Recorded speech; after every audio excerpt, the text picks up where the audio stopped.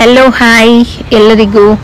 Actually ನೀವು ಕೇಳ್ತಿದ್ರಲ್ವಾ ಸಗಣಿ ಗಂಜಲದಿಂದ ಹೆಂಗಕ್ಕ ದುಡ್ಡು ಬರುತ್ತೆ ಡೈಲಿ ನಿಮಗೆ ಅಂತ. ನಾನು ಓದ್ ವಿಡಿಯೋದಲ್ಲಿ ಹೇಳಿದ್ದೆ ಸಗಣಿ ಗಂಜಲ ಯಾವುದ್ರಿಂದನೂ ಲಾಸ್ ಆಗಲ್ಲ, ಎಲ್ಲಾದ್ರಿಂದನೂ ನಮಗೆ ದುಡ್ಡು ಬರುತ್ತೆ ಅಂತ. ಸೊ ನೀವು ಇಲ್ಲಿ ನೋಡ್ಬೋದು, ಇಲ್ಲಿ 4 ಡ್ರಮ್ನ ಇಟ್ಟಿದ್ದೀವಿ ನಾವು. ಅದರಲ್ಲಿ ಪೈಪ್ ಕನೆಕ್ಷನ್ ಮಾಡಿ ಬಿಟ್ಬಿಡ್ತೀವಿ ಶೆಡ್ಡಿಂದ. ಸೊ ಆ ಕನೆಕ್ಷನಿಂದ ಗಂಜಲ, ನಾವು ಹಸು ತೊಳೆದಿರೋ ವಾಟರು, ಮತ್ತೆ ಹಸುಗೆ ತಿಂಡಿ ಕೊಡ್ಬೇಕಾದ್ರೆ ಅಥವಾ ಹಸುಗೆ ನೀರು ಕುಡಿಸ್ಬೇಕಾದ್ರೆ ಆಗುವಂಥ ವೇಸ್ಟೇಜು ಎಲ್ಲ ಕೂಡ ಆ ಪೈಪಲ್ಲಿ ಹೋಗಿ ಅಲ್ಲಿ ಸ್ಟೋರ್ ಆಗುತ್ತೆ. ಆ 4 ಡ್ರಮ್ಮಲ್ಲಿ ಹೋಗಿ ಸ್ಟೋರ್ ಆಗುತ್ತೆ. ಮತ್ತೆ ನಾವು ಕೂಡ ಸಗಣಿ ಆ ಡ್ರಮ್ಮಲ್ಲೇ ಹಾಕ್ತೀವಿ. ಅವ್ರಿಗೆ ಎಷ್ಟು ಬೇಕಾಗಿರುತ್ತೋ ಅಷ್ಟನ್ನ ಹಾಕ್ತಿವಿ ನಾವು. ಮತ್ತೆ ಇನ್ನು ಉಳಿದ ಸಗಣಿ ಎಲ್ಲ ನಮ್ದು ತಿಪ್ಪೆ ಅಂತ ಏನ್ ಕರಿತೀವಿ, ಸಗಣಿ ಹಾಕಕ್ಕೆ ಅಂತ ಒಂದು ಜಾಗ ಮಾಡ್ಕೊಂಡಿದೀವಿ, ಆ ಜಾಗದಲ್ಲಿ ಹಾಕ್ತಿವಿ. ಇದ್ರಿಂದ ಏನಪ್ಪ ಯೂಸ್ ಅಂತ ಅಂದ್ರೆ, ನಮ್ಗೆ ಇದರಿಂದ ಏನ್ ಯೂಸ್ ಇದೆ ಅಂತ ನನಗೆ ಗೊತ್ತಿದೆ, ಬಟ್ ನಿಮ್ಗೆ ಅದನ್ನ ಕಂಪ್ಲೀಟ್ ವಿಡಿಯೋ ನೆಕ್ಸ್ಟ್ ಬೇರೆ ವಿಡಿಯೋ ಅಲ್ಲಿ ಮಾಡಿ ತೋರಿಸ್ತೀನಿ. ನಮ್ಗೆ ಹೇಗೆ ದುಡ್ಡು ಬರುತ್ತೆ ಅಂತ ಅಂದ್ರೆ, ಇದನ್ನ ಗೋಬರ್ ಗ್ಯಾಸ್ ಅವರು ಬಂದು ಡೈಲಿ ತಗೊಂಡೋಗ್ತಾರೆ. ನೋಡ್ಬೋದು ನೀವು, ಇದರಲ್ಲಿ ನಾವು ಸಗಣಿ ಮತ್ತೆ ಗಂಜಲ ನೀರು ಎಲ್ಲ ಹೋಗಿ ಇಲ್ಲಿ ಸ್ಟೋರ್ ಆಗಿದೆ. ಆ 4 ಡಬ್ಬನೂ ಸ್ಟೋರ್ ಆಗುತ್ತೆ. ಬೆಳಿಗ್ಗೆ ಒಂದು 6 o'clock ಬಂದು ತಗೊಂಡೋಗ್ತಾರೆ, ಸಂಜೆ ಒಂದು 5:30 ಹಂಗೆ ಬಂದು ತಗೊಂಡೋಗ್ತಾರೆ ಅವರು. ಸೊ ಅವರು ಇದನ್ನ ತಗೊಂಡೋಗಿ ಗೋಬರ್ ಗ್ಲಾಸ್ ಪ್ಲಾಂಟ್ ಅಲ್ಲಿ ಸ್ಟೋರ್ ಮಾಡ್ತಾರೆ. ಅದು ಡಿಕಂಪೋಸ್ ಆಗಿ ಆಗೋವರೆಗೂ ಸ್ಟೋರ್ ಮಾಡ್ತಾರೆ. ಅದನ್ನ ಆಮೇಲೆ ಅವರು ಗೋಬರ್ ಗ್ಯಾಸ್ಗೆ ಯೂಸ್ ಮಾಡ್ತಾರೆ. ಸೊ ಗೋಬರ್ ಗ್ಯಾಸ್ಗೆ ತುಂಬಾ ಯೂಸ್ ಆಗುವಂಥದ್ದು ಏನಪ್ಪಾ ಅಂತ ಅಂದ್ರೆ, ಅದರಿಂದ ಅವ್ರಿಗೆ ಸಿಗುವಂಥದ್ದು ಮೀಥೇನ್. ಇದರಲ್ಲಿ 50 to 70% ಆಫ್ ಮೀಥೇನ್ ಪ್ರೊಡ್ಯೂಸ್ ಆಗುತ್ತೆ. ಇದರಲ್ಲಿ ಅದು ಪ್ರೊಡ್ಯೂಸ್ ಆಗೋದು ಗಂಜಲ ಸಗಣಿಯಲ್ಲಿ ಮಾತ್ರ. ಸೊ ಹಂಗಾಗಿ ಇದೇ ಮೇನ್ ಕಂಟೆಂಟ್. ಮತ್ತೆ ನಾವ್ ಇದನ್ನ ಕೊಡ್ಬೇಕಾದ್ರೆ ಸ್ವಲ್ಪ ನೀಟಾಗಿ ಕೊಡ್ಬೇಕು. ಅದರಲ್ಲಿ ಹುಲ್ಲು ಎಲ್ಲ ಇದ್ರೆ ಅವ್ರಿಗೆ ತಗೊಂಡೋಗೋ ಟೈಮಲ್ಲಿ ಅವ್ರ ಮಿಷಿನ್ ಬ್ಲಾಕ್ ಆಗ್ಬಿಡುತ್ತೆ. ಸೊ ಹಂಗಾಗಿ ನಾವ್ ಇದನ್ನ ಅದು ಜಾಲರ ಮೇಲೆನೆ ಹಾಕ್ತಿವಿ. ಜಾಲರ ಮೇಲೆ ಹಾಕಿ ಅದನ್ನ ಕ್ಲೀನ್ ಮಾಡ್ತೀವಿ ಜಾಲರ ಮೇಲೆ ಹಾಕಿ. ಸೊ ಅದು ಹುಲ್ಲು ಏನಾದ್ರೂ ಇದ್ರೆ ಮೇಲೆಗಡೆನೆ ನಿಂತ್ಕೊಳ್ಳುತ್ತೆ, ಬರೀ ಸಗಣಿ ಮಾತ್ರ ಒಳಗಡೆ ಹೋಗುತ್ತೆ. ಇದರಿಂದ ನಮ್ಗೆ ಪ್ರತಿದಿನ ಎಷ್ಟು ದುಡ್ಡು ಕೊಡ್ತಾರೆ ಅಂತ ಅಂದ್ರೆ, 1000 kg ಸಗಣಿ ತಗೊಂಡೋಗ್ತಾರೆ ಅವರು. 1000 kg ಸಗಣಿ ತಗೊಂಡೋಗೋದ್ರಿಂದ ಕೆಜಿಗೆ ₹1 ಲೆಕ್ಕದಲ್ಲಿ ಅದಕ್ಕೆ 1000 rupees ಕೊಡ್ತಾರೆ. 1000 rupees ಪ್ಲಸ್ ಗಂಜಲ ಮತ್ತೆ ನಾವೇ ಅವ್ರಿಗೆ ಕರೆಂಟ್ ಕೊಡೋದ್ರಿಂದ ಅದನ್ನ ಎತ್ಕೊಂಡು ಹೋಗಕ್ಕೆ, ನೋಡಿ ಅವ್ರ ಈ ತರ ಕ್ಲೀನ್ ಮಾಡಿ ತಗೊಂಡೋಗ್ತಾರಲ್ವಾ. ಸೊ ಇದನ್ನೆಲ್ಲ ತಗೊಂಡೋಗಕ್ಕೆ ನಾವೇ ಅವ್ರಿಗೆ ಪವರ್ ಕನೆಕ್ಷನ್ ಎಲ್ಲ ಕೊಡೋದ್ರಿಂದ ಸೊ ನಮ್ಗೆ ಅವರು ಎಲ್ಲ ಅದು ಪವರ್ ಬಿಲ್ ಅವರೇ ಪೇ ಮಾಡ್ಕೋತಾರೆ. ಮತ್ತೆ ಇದೇನಲ್ಲಿ ಹೋಗಕ್ಕೆ ಬ್ಲಾಕೇಜಸ್ ಆದ್ರೆ ಅಥವಾ ಅವ್ರಿಗೆ ಏನಾದ್ರು ಪ್ರಾಬ್ಲಮ್ಸ್ ಆದ್ರೆ ಎಲ್ಲಾನು ಅವ್ರದ್ದೇ ಎಕ್ಸ್ಪೆನ್ಸಸ್, ನಮ್ಗೆ ಯಾವುದೇ ರೀತಿ ತಲೆನೋವು ಇರೋದಿಲ್ಲ, ಅವರೇ ಎಲ್ಲ ಮಾಡ್ಕೋತಾರೆ. ಮತ್ತೆ ಗಂಜಲ, ನೀರು, ಕರೆಂಟ್ ಬಿಲ್ಲು ಎಲ್ಲ ಸೇರಿಸಿ ಅದಕ್ಕೂ 1000 rupees ಕೊಡ್ತಾರೆ. ಸೊ ಹಂಗಾಗಿ ನಮ್ಗೆ ಇದರಿಂದಾನೇ ತುಂಬಾನೇ ಇನ್ಕಮ್ ಇದೆ. ಇವಾಗ ನಾವು ಡೈರಿಗೆ ಡೈಲಿ ಹಾಲಾಕಿನೂ ಕೂಡ ಒಂದೊಂದ್ಸರಿ ಈ ಪೇಮೆಂಟ್ ನಮಗ್ ಸಿಗೋದಿಲ್ಲ. ಹಂಗಾಗಿ ಇದರಿಂದ ಸಗಣಿಯಿಂದ ಮತ್ತೆ ಗಂಜಲದಿಂದ ತುಂಬಾ ಉಪಯೋಗ ಇರೋದ್ರಿಂದ ಸೊ ನಿಮ್ಮನ್ನ ಹುಡ್ಕೊಂಡ್ ಬರ್ತಾರೆ. ನಿಮ್ಮನೇಲಿ ಏನಾದ್ರು 6, 7, 8, 10 ಹಸುಗಿಂತ ಜಾಸ್ತಿ ಇದ್ರೆ ಸೊ ಅವರು ಬಂದು ನಿಮ್ಮನೆ ಹತ್ರನೇ ಬಂದು ಕೇಳಿ ತಗೊಂಡೋಗ್ತಾರೆ. ಸೊ ಸಗಣಿ ಗಂಜಲದಿಂದ ಎಷ್ಟು ಉಪಯೋಗ ಇದೆ ಅಂತ ನಿಮಗೆ ಗೊತ್ತಾಯ್ತು. ಹಸು ಕಟ್ಟೋದ್ರಿಂದ ಯಾರೂ ಲಾಸ್ ಆಗಿಲ್ಲ ಇವತ್ವರೆಗೂ ನನ್ನ ಪ್ರಕಾರ. ಬಟ್ ಹಸುನ ಚೆನ್ನಾಗಿ ನೋಡ್ಕೊಬೇಕು ಅಷ್ಟೇ. ನೀವು ಚೆನ್ನಾಗಿ ನೋಡ್ಕೊಳ್ದೆ ಅದಕ್ಕೆ ಏನಾದ್ರೂ ನೆಗ್ಲೆಕ್ಟ್ ಮಾಡ್ಕೊಂಡು ಅದಕ್ಕೆ ಅದರ ದೇಹಕ್ಕೆ ಬೇಕಾಗಿರುವಂತ ಒಂದು ಫುಡ್ ಏನಿದೆ ಅದನ್ನ ನಾವು ಕೊಡದೇ ಇದ್ದಾಗ ಮಾತ್ರ ಹಸು ವೀಕ್ ಆಗುತ್ತೆ, ಹಸು ಸರಿಯಾಗಿ ಹಾಲು ಕರಿಯಲ್ಲ. ತುಂಬಾ ಜನ ಹೇಳಿದ್ವಿ ಹಸು ತಂದು ಮೋಸ ಹೋಗಿದ್ದೀವಿ ಅಕ್ಕ ಅಂತ. ನನಗೆ ತುಂಬಾ ಬೇಜಾರಾಗುತ್ತೆ ಆ ತರ ಹೇಳಿದಾಗ. ನಾವು ನಿಜ ಖಂಡಿತ ಮೋಸ ಹೋಗಲ್ಲ. ಹಸುನ ನಾವು ಹೇಗ್ ನೋಡ್ಕೋತೀವಿ ಅನ್ನೋದು ತುಂಬಾ ಇಂಪಾರ್ಟೆಂಟ್ ಆಗುತ್ತೆ. ಮತ್ತೆ ನೀವು ತರಬೇಕಾದ್ರೆ ನೋಡಿ ತರಬೇಕು, ಹಸು ಎಲ್ಲ ಕರೆಕ್ಟ್ ಆಗಿ ಇದ್ಯಾ, ಹಾಲು ಕೊಡುತ್ತಾ, ಅದೆಲ್ಲ ನೋಡಿ ತಂದಾಗ ಮಾತ್ರನೇ ನೀವು ಈ ತರ ನಾವು ಲಾಸ್ ಆಗಲ್ಲ ಆ ತರದೆಲ್ಲ ಅದಕ್ಕೆಲ್ಲ ಒಂದು ನಿಮ್ಗೆ ಆನ್ಸರ್ ಸಿಗುತ್ತೆ. ಸೊ ದಯವಿಟ್ಟು ಹಂಗೆ ಹೇಳಕ್ ಹೋಗ್ಬೇಡಿ. ನಾವು ಚೆನ್ನಾಗಿ ನೋಡ್ಕೊಂಡ್ರೆ ಖಂಡಿತ ಅದು ಕೂಡ ನಮ್ಮನ್ನ ಚೆನ್ನಾಗಿ ನೋಡ್ಕೊಳ್ಳುತ್ತೆ. ಯಾವತ್ತೂ ಅದು ನಮ್ಮನ್ನ ಕೈ ಬಿಡಲ್ಲ.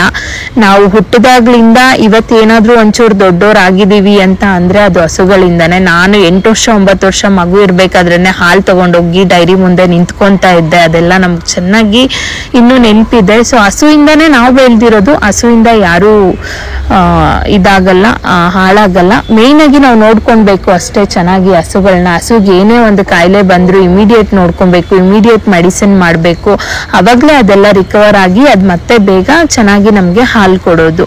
ಸೊ ಮತ್ತೆ ಅದಾದ್ಮೇಲೆ ಏನಪ್ಪಾ ಅಂತ ಅಂದರೆ, ನೀವು ಕೇಳಿದಂಗೆ ಅವರು ಡೈಲಿ ಬಂದು ಅವ್ರ ಪಾಡಿಗೆ ಅವ್ರು ತಗೊಂಡು ಹೋಗ್ತಾರೆ. ಮತ್ತು ಅದು ಎಲ್ಲ ನೀವು ಮಾಡಿಕೊಡೋ ಆಗಿರಲ್ಲ. ಪೈಪಿಂದ ಹಿಡ್ದು ಡ್ರಮ್ಸಿಂದ ಹಿಡ್ದು ಅವ್ರಿಗೆ ಏನೇನು ಬೇಕಿದೆ ಎಲ್ಲ ಅವರೇ ನೀಟಾಗಿ ಮಾಡ್ಕೊಂಡು ಹೋಗ್ತಾರೆ.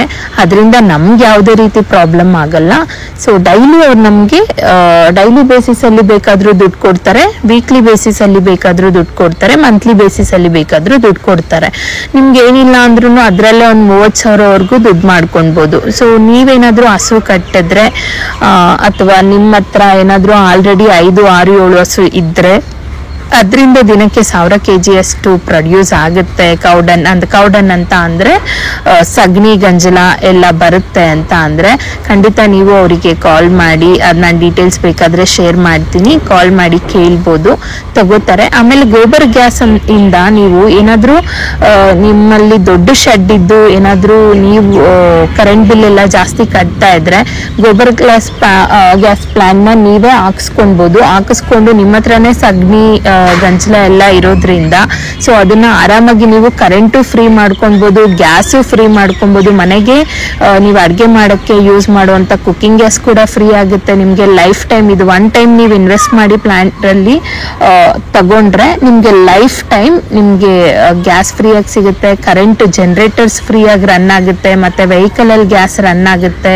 ಸೊ ಹೀಟಿಂಗ್ ಕೂಡ ಆಗುತ್ತೆ ಇದರಿಂದ, ಹೀಟಿಂಗು ಲೈಟಿಂಗು ಎಲ್ಲನೂ ಆಗುತ್ತೆ. ಸೊ ಇದೆಲ್ಲ ಉಪಯೋಗಗಳು ಅದರಿಂದ ಇದೆ. ಬಟ್ ನಿಮಗೆ ಅವ್ರು ತಗೊಂಡೋಗಿ ಏನ್ ಮಾಡ್ತಾರೆ, ಹೆಂಗೆ ಮಾಡ್ತಾರೆ ಅನ್ನೋದ್ರ ಬಗ್ಗೆ ವಿಡಿಯೋ ಬೇಕು ಅಂತ ಅಂದ್ರೆ ಕಮೆಂಟ್ ಮಾಡಿ, ಅದನ್ನು ಕೂಡ ನಾನು ವಿಡಿಯೋ ಹಾಕ್ತೀನಿ. ಸೊ ಅದಾದ್ಮೇಲೆ ಏನಪ್ಪಾ ಅಂತ ಅಂದ್ರೆ ನಮ್ಗೆ ಕೆಲವರೆಲ್ಲ ಮೆಸೇಜ್ ಮಾಡ್ತಿರ್ತೀರಾ, ಅಕ್ಕ ವಾಟರ್ ವೇಸ್ಟ್ ಆಗಲ್ವಾ, ಅದು ಇದು ಎಷ್ಟು ಸತಿ ಹಸು ತೊಳಿತೀರಾ ಅಂತೆಲ್ಲ. ನಾವು ದಿನಕ್ಕೆ 2 ಸತಿ ಹಸು ತೊಳಿತೀರಿ, ಬೆಳಿಗ್ಗೆ 1 ಸತಿ, ಸಂಜೆ 1 ಸತಿ. ಮಧ್ಯಾಹ್ನ ನೀರಿಡ್ಬೇಕಾದ್ರೆ ಮೈ ಮೇಲೆ ಸುಮ್ಮನೆ ನೀರ್ ಹಾಕ್ತಿವಿ, ಬಿಸಿ ತಾಗಬಾರ್ದು ಹಸುಗಳಿಗೆ ಅಂತ ಅಂದ್ಬಿಟ್ಟು. ಯಾವುದೇ ಕಾರಣಕ್ಕೂ ನೀರೆಲ್ಲ ವೇಸ್ಟ್ ಆಗಲ್ಲ ನಮ್ಮ ಪ್ರಕಾರ. ಯಾಕಂದ್ರೆ ನಾವು ವೇಸ್ಟ್ ಮಾಡೋ ನೀರು ಅಲ್ಲಿ ಡ್ರಮ್ಮಲ್ಲಿ ಹೋಗಿ ಸ್ಟೋರ್ ಆಗೋದ್ರಿಂದ ಅದು ಅವ್ರಿಗೆ ಬೇರೆ ತರ ಬೇರೆ ಪರ್ಪಸ್ಗೆ ಆ ವಾಟರ್ ಯೂಸ್ ಆಗ್ತಾ ಇದೆ. ಆಮೇಲೆ ನಾವು ಟೆಂಪ್ರೇಚರ್ ಯೂಸ್ ಮಾಡೋದ್ರಿಂದ ನೀವು ಅನ್ಕೊಂಡಿರೋ ಹಾಗೆ ಅಷ್ಟು ನೀರೆಲ್ಲ ವೇಸ್ಟ್ ಆಗೋದಿಲ್ಲ. ಸೊ ಆಮೇಲೆ ನಮ್ದು ಬೋರ್ ಇದೆ, ಬೋರ್ ಇರೋದ್ರಿಂದ ನಾವು ಹೆಂಗಂದ್ರೆ ಹಂಗ್ ಬಳಸ್ತೀವಿ ಅಂತ ಅಲ್ಲ. ಆ ನೀರು ನಮ್ದು ಪಾರಮುಲ್ಲಿದೆ, ಮುಂದೆಗಡೆ ನೀವು ನೋಡಿರ್ಬೋದಲ್ವಾ, ನಮ್ಮ ಶೆಡ್ ಮುಂದೆಗಡೆ ಪಾರಮುಲ್ಲಿರೋದ್ರಿಂದ ಅದಕ್ಕೂ ಹೋಗುತ್ತೆ. ಮೋರ್ ಓವರ್ ನಮ್ಗೆ ನೀರ್ ವೇಸ್ಟ್ ಆಗಲ್ಲ, ಯಾಕಂದ್ರೆ ನಾವು ಆಲ್ರೆಡಿ ಗೋಬರ್ ಗ್ಲಾಸ್ ಪ್ಲಾಂಟ್ ಅವ್ರಿಗೆ ವಾಟರು ಅಲ್ಲಿಂದ ಏನ್ ವೇಸ್ಟ್ ಆಗುತ್ತೆ ಅದೆಲ್ಲ ಹೋಗಿ ಅಲ್ಲಿ ಸ್ಟೋರ್ ಆಗೋದ್ರಿಂದ ಸೊ ನಮ್ಗೆ ಯಾವುದೇ ರೀತಿ ಪ್ರಾಬ್ಲಮ್ಮು ಇಲ್ಲ, ವೇಸ್ಟು ಆಗ್ತಾ ಇಲ್ಲ. ನೀವು ಹಂಗೆ ಅನ್ಕೊಳಕ್ ಹೋಗ್ಬೇಡಿ ನಾವು ವಾಟರ್ ವೇಸ್ಟ್ ಮಾಡ್ತಿದೀವಿ ಅಂತ. ಆಮೇಲೆ ನೀವು ತುಂಬಾ ಜನ ಕೇಳಿದ್ರಿ ಹಸುನ ಯಾಕೆ 2 ಸತಿ ತೊಳಿತೀರಾ, ನಾವೆಲ್ಲ ವಾರಕ್ಕೆ 1 ಸತಿ ತೊಳೆಯೋದು ಅಂತ. ಹಸುನ ತೊಳೆಯೋದ್ರಿಂದ ಹಸು ತುಂಬಾ ಫ್ರೆಶ್ ಆಗಿರುತ್ತೆ.